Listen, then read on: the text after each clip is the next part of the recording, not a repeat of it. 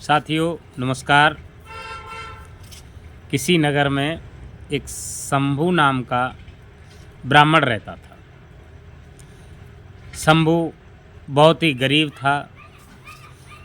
उसके पास ना तो अच्छे कपड़े थे पहनने के लिए, ना बहुत अच्छा पेट भरने के लिए भोजन था।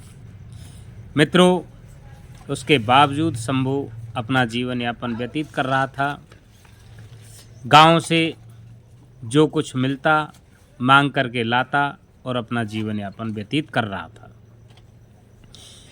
एक दिन एक यजमान को शंभू पर दया आ गई और उसने बैलों का एक जोड़ा शंभू के लिए दे दिया, इसलिए कि उस बैलों के जोड़े से शंभू कुछ मजदूरी करेगा और मजदूरी करके अपना जीवन यापन अच्छे ढंग से व्यतीत कर लेगा। लेकिन शंभू ने क्या किया, बैलों को गोधन मान करके और उनकी पूजा अर्चना के साथ साथ अच्छा खाना पीना देना प्रारंभ कर दिया। खुद अच्छा कम खाता और बैलों के लिए ज़्यादा अच्छा खिलाता। बैलों को नहलाता धुलाता, चारों तरफ से उसका ध्यान हट करके बैलों के ऊपर आ गया। मित्रों, दिन दुगने रात चौगने बैलों में चमक आने लगी। बैलों को देखने के लिए लोग दूर दूर से आते। कई बार तो शंभू खुद का खाने का ध्यान तक नहीं रखता था, बैलों की सेवा के वास्ते। जब बैलों की चमक ज़्यादा अच्छी होने लगी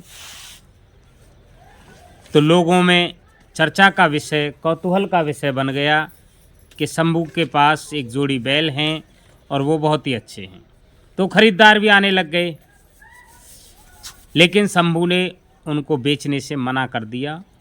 शंभू उनकी वहीं पे सेवा करता था। किसी दिन एक चोर वहाँ से गुज़र रहा था, उसको भी वो बैल दिखाई दिए। बैलों को देख करके चोर को चोरी करने की सूझी कि ये बैल तो बहुत अच्छे हैं, इनको तो हमें चोरी करके ले जाना चाहिए। मित्रों, उस समय तो वो चला गया, लेकिन जैसे ही रात्रि को वापस चोरी करने के उद्देश्य से लौट रहा था, उस शंभू नाम के ब्राह्मण के पास रास्ते में जा ही रहा था कि रास्ते में चोर को एक राक्षस मिला। राक्षस ने चोर से पूछा कि भाई आप कौन है और कहाँ जा रहे हैं। तो चोर ने कह दिया कि मैं एक चोर हूँ और शंभू नाम का एक ब्राह्मण है, उसके पास उनके बैलों को चोरी करने के लिए जा रहा हूँ। राक्षस ने कहा, ठीक है, तुम बैलों की चोरी करके लाना और मुझे बहुत तेज भूख लगी है, मैं उस ब्राह्मण को खा लूँगा। मित्रों, हुआ यही। धीरे धीरे उस चोर ने भी ये सहमति दर्शा ली कि एक के बजाय हम दो हो जाएंगे तो हमें अपना काम करने में भी आसानी होगी। और दोनों धीरे धीरे रात्रि को, जैसे ही मध्यरात्रि हुई तो वो शंभू नाम के ब्राह्मण के घर में घुस गए। वहाँ जैसे ही वो बैलों को चोरी करने लगा चोर, तो उस राक्षस ने कह दिया कि तुम मुझे अकेला छोड़ के जाओगे, पहले मुझे इस ब्राह्मण को खा लेने दो, तब हम साथ साथ चलेंगे बैलों को लेकर के। चोर ने कहा कि नहीं, पहले मैं बैलों को लेकर के जाता हूँ, तुम ब्राह्मण को बाद में खा लेना।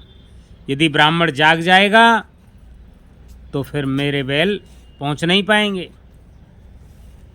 राक्षस कहने लगा कि तुम बैलों को ले जाओगे, तुम ये जाग जाएगा बैलों को ले जाते समय, इसलिए पहले मुझे ब्राह्मण को खा लेने दो।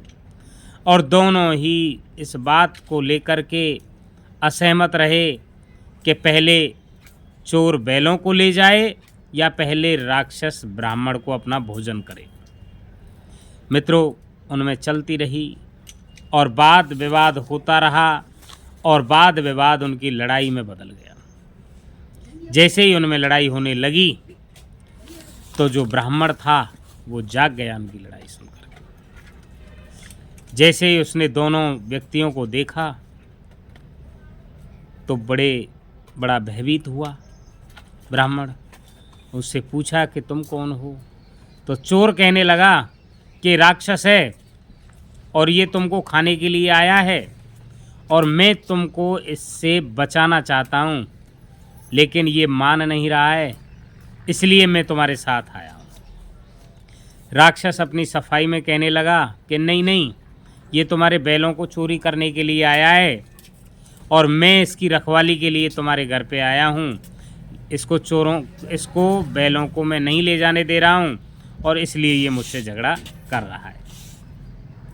तो ऐसी स्थिति में मित्रों, कहानी का ये उद्देश्य था कि हमें परिस्थितियों के अनुसार काम करना चाहिए। समय, काल, परिस्थितियाँ हर समय एक जैसी नहीं रहती। भले ही ब्राह्मण का काम लड़ने का नहीं था, झगड़ने का नहीं था, पीटने का नहीं था, लेकिन उस ब्राह्मण ने समय, काल, परिस्थितियों की नज़ाकत को देखते हुए एक डंडा लिया और दोनों को पीट पीट करके घायल कर दिया। लोग इकट्ठे हुए, उन दोनों को राजा के यहाँ पकड़वा दिया गया और ब्राह्मण के बैल बच गए। ये होती है समय, काल, परिस्थितियों के अनुरूप आदमी को अपनी बुद्धि का इस्तेमाल करना चाहिए। कहानी को आपने लास्ट तक सुना, इसलिए मेरी वीडियो को आप एक प्यारा सा लाइक कर देना।